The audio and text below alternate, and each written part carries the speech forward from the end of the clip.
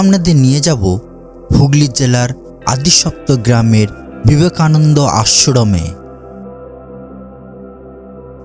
Howrah Bardhaman main লাইনে Adisaptagram railway station পড়বে।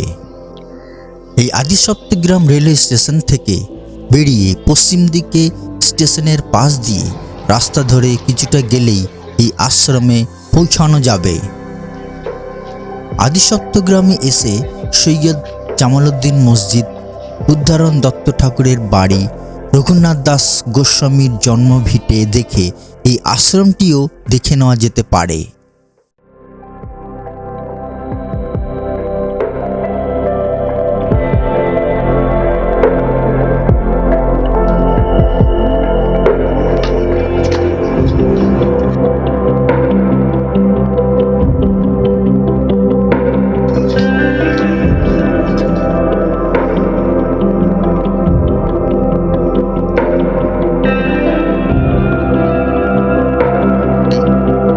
আদিসপ্তগ্রামের যে স্টেশন আছে তার লাগোয়ায় ডান দিকে স্টেশন, বাঁ দিকে সোজা দেখা যাচ্ছে আশ্রম।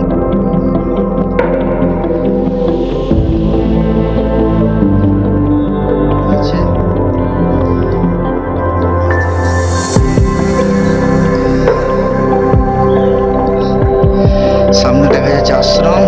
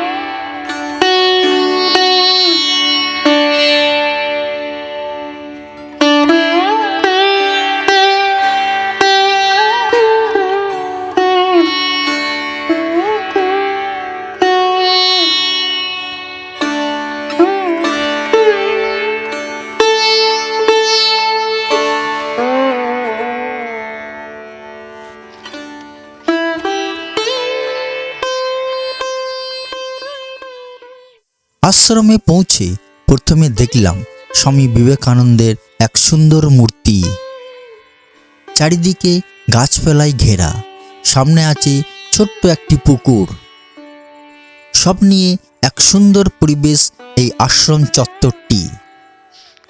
এই বিবেকানন্দ আশ্রমটি 1991 সালে স্থাপিত হয়।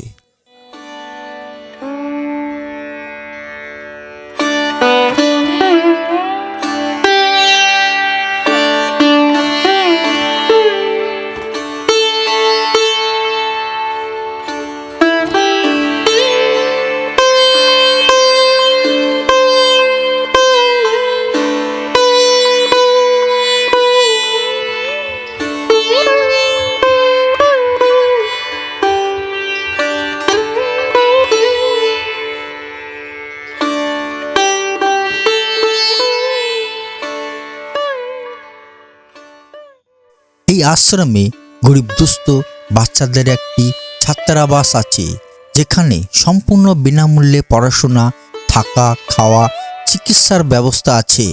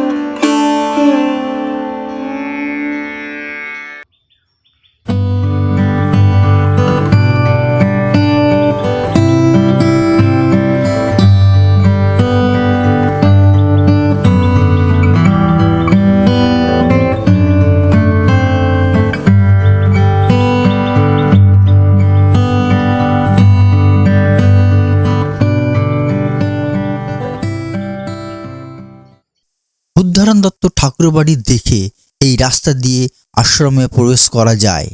যদি বড় গাড়ি নিয়ে আসা হয় তাহলে এই রাস্তা বা গেট পেরিয়ে আশ্রমের ভিতরে ঢুকতে হবে।